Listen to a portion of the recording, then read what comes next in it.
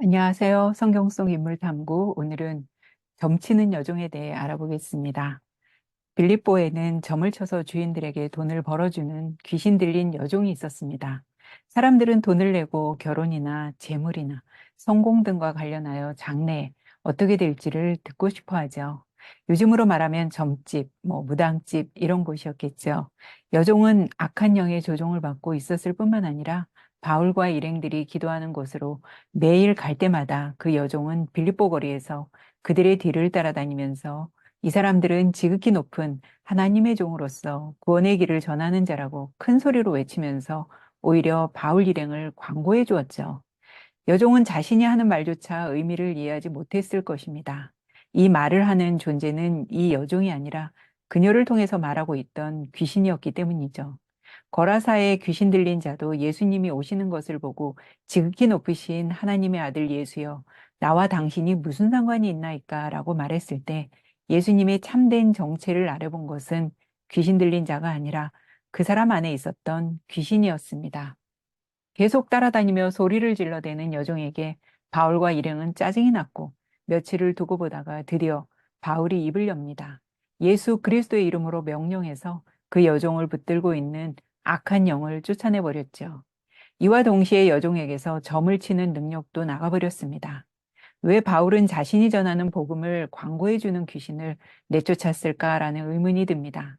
바울이 짜증나고 괴로워했다는 것을 볼 때 귀신을 쫓아낸 가장 큰 이유는 그 여종이 소리 지르고 다니는 것이 오히려 복음 전파에 방해가 되었기 때문인 것으로 보입니다. 옳은 말을 한다고 해서 다 옳은 것은 아니듯 잠언 27장 14절은 이렇게 말합니다. 이른 아침에 큰 소리로 자기 이웃을 축복하면 도리어 저주같이 여기게 되리라. 그래서 바울은 자신들의 복음 전파의 방해거리를 없애기 위해서 귀신을 쫓아냈지만 또 다른 이유는 그 여종을 구원해 주기 위해서입니다. 그 여종은 불행하게도 귀신 들린 노예 소녀로서 그 주인들은 그들의 물질적인 이득을 위해서 그의 위치를 이용했습니다. 그리스 신 아폴로는 특히 신탁의 말씀을 주는 것과 관련되었으며 중부 그리스에 있는 델피 신전에서 피디아 신으로서 숭배되었죠. 그곳의 아폴로 여사제는 탁월한 피디아 선지자였습니다. 사도행전을 기록한 누가는 아마도 이 여종을 그 여사제에 어느 정도 반영한 것 같습니다. 이 여종이 비자발적으로 하는 발언들은 신의 목소리로 간주되었으며 그래서 그 여종은 자신들의 미래 운명을 알고 싶어 하거나 정보나 또는 조언을 받고 싶어 하는 사람들에게 인기가 많았죠. 더 이상 그 여종이 능력을 행할 수 없게 되자 돈을 벌던 주인들은 수입이 막히게 되고 이 일로 크게 화가 났겠죠. 이 주인들은 복음 전파에 대해서는 말할 것도 없고 여종의 구원에 대해서도 전혀 관심이 없는 오직 자기들의 수입에만 관심이 가득했습니다. 이들의 모습은 예수님이 거라사인의 지방에서 더러운 군대 귀신을 쫓아내어 한 사람이 온전해지고 돼지떼 2,000마리가 죽었을 때 예수님을 찾아와 그 마을을 떠나달라고 부탁하던 마가복음 5장의 말씀과 비슷합니다. 이 사람들 역시 귀신 들려 평생 고생하던 사람이 온전해진 것은 관심이 없고 오직 돼지떼에게만 관심이 있고 돼지가 이들에게는 중요했습니다. 여종의 주인들이 자기들의 수익이 끊어진 것을 보고 바울과 실라를 붙잡아 장터로 끌고 갑니다. 장터로 번역된 아고라는 로마의 도시와 관련해서 라틴어 포럼을 번역한 것인데요. 에그나티아 가도의 남쪽에 위치한 빌립보의 광장, 즉 장터는 그 지역의 주요한 특징 가운데 하나였습니다.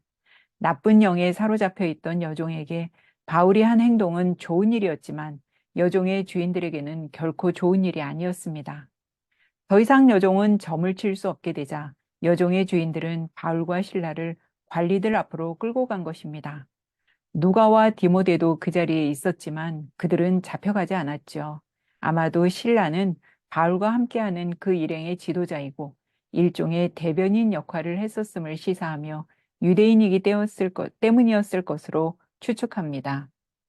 바울과 신라가 고소된 내용은 이들은 빌립보에서 소란을 일으키고 로마 시민인 자기들도 인정하거나 행하지도 않는 풍속을 사람들에게 주입시키는 불황자들이라고 설명합니다. 여종이 더 이상 능력을 행하지 못하는 것으로 화가 나서 바울과 신라를 붙잡았지만 오히려 상관들에게는 여종과 관련된 사건에 대해서는 전혀 언급하지 않고 바울이 전한 가르침만을 트집 잡습니다. 복음을 전하고 귀신을 쫓아낸 일로 억울하게 고난을 당하지만 바울은 감수합니다. 불평, 불만을 하는 것이 아니라 오히려 감옥에서 하나님께 기도하고 찬양합니다. 이것이 가능할까요?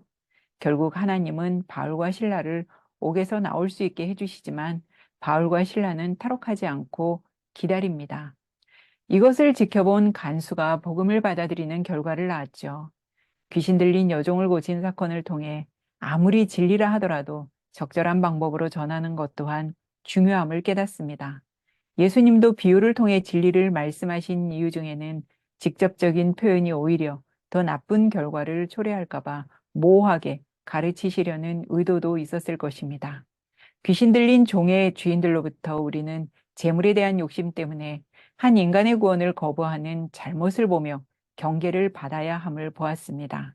신년이면 많은 사람들이 점을 보고 무당을 찾아간다고 하죠. 이들에게 가장 많이 하는 질문 역시 재물에 관한 것이라고 합니다. 여러분, 재물과 구원, 과연 무엇이 중요할까요? 우리는 이미 답을 알고 있습니다.